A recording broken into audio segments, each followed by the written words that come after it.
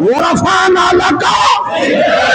تاجدار بریلی بولے ورفعنا لك ذکرک کا ہے سایہ تجھ پر ذکر اونچا ہے آقا بول ہے بالا تیرا مٹ گئے مٹتے ہیں مٹ جائیں گے دشمن تیرے نہ مٹا ہے نہ مٹے گا کبھی چرچا تیرا یہ ہے میرے نبی کی عزت یہ ہے ہمارے محبوب کی عزت یہ ہے اللہ کے رسول کی عزت حمد و صلات کے بعد تمام تعریفیں اللہ وحدہ لا شریک کے لیے ہے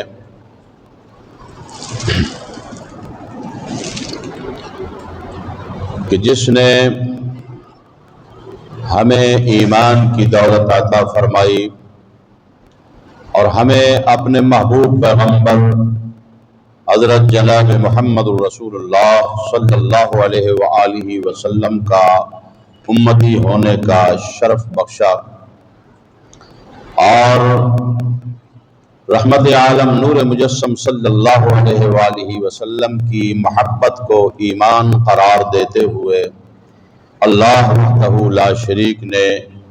ہمیں محبت مصطفیٰ صلی اللہ علیہ وآلہ وسلم کا شرف بخشا۔ حضرات محترم، آج ہم اس ہستی کی عزت کا ذکر کرنے والے ہیں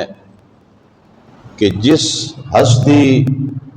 کی وجہ سے، جس ہستی کی بدولت، جس ہستی کے توسل سے اللہ وحدہ لا شریک نے کائنات کو عزتیں عطا فرمائی، اور اس ہستی کا ذکر کرنے والے ہیں کہ جن کی محبت ہی ایمان کی ابتدا ہے اور جن کی محبت پر ہی ایمان کی انتہا ہے۔ آج کا ہمارا موضوع عزت رسول صلی اللہ علیہ وآلہ وسلم ہے۔ آقا کریم صلی اللہ علیہ وآلہ وسلم کی عزت و ناموس پر ہم کیا بات کر سکتے ہیں؟ آپ صلی اللہ علیہ وآلہ وسلم کی عزت کے لیے اللہ وحدہ لا شریک نے یہ ساری کائنات بنائی، اور کائنات کا جتنا نظام ہے امام الانبیاء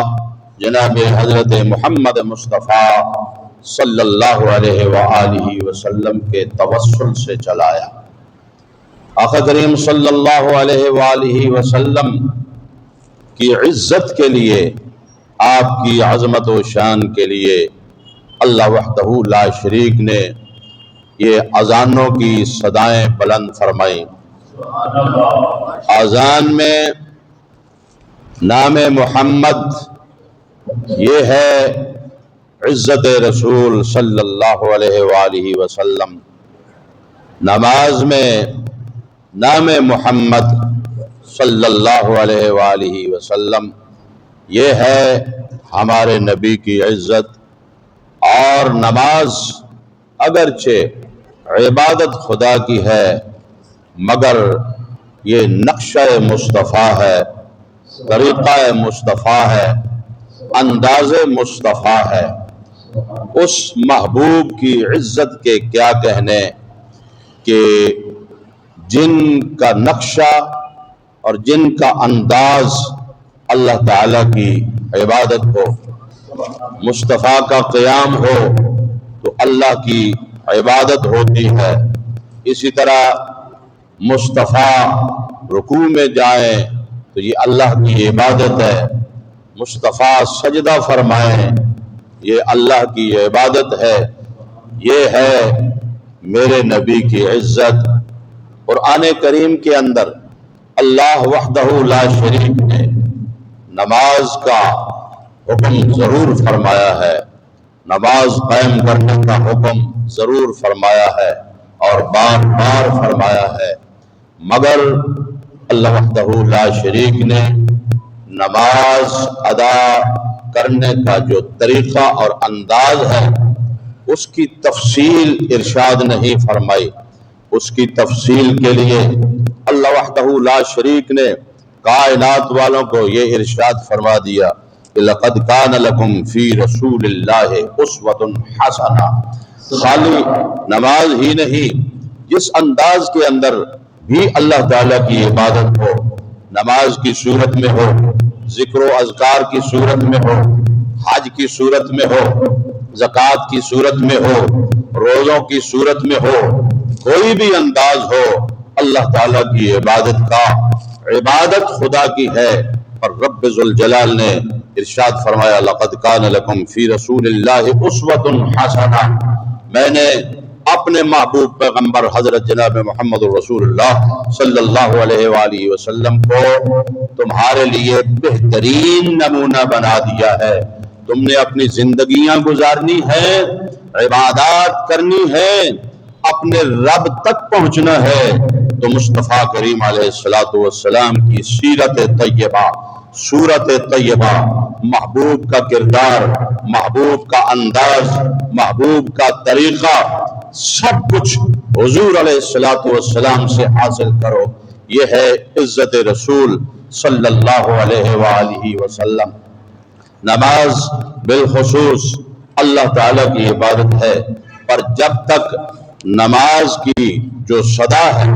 نماز کے لیے جو اعلان ہے، جب تک اس میں نام محمد نہ آئے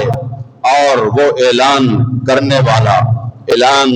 والا صدا دینے والا جب تک لا الہ الا اللہ محمد الرسول اللہ کی صدا بلند نہ کرے، اس وقت تک اس اعلان کی تکمیل نہیں ہوتی۔ اور جس مقصد کے لیے جو اعلان کیا جا رہا ہے، نام محمد کے بغیر اس اعلان کی تکمیل نہیں ہوتی، تو وہ عظیم مقصد خدا کی عبادت والا جو نماز ہے، پھر نام محمد کے بغیر، یاد محمد کے بغیر، انداز محمد کے بغیر، طریقہ محمد کے بغیر اس مقصود کی تکمیل کیسے ہو سکتی ہے؟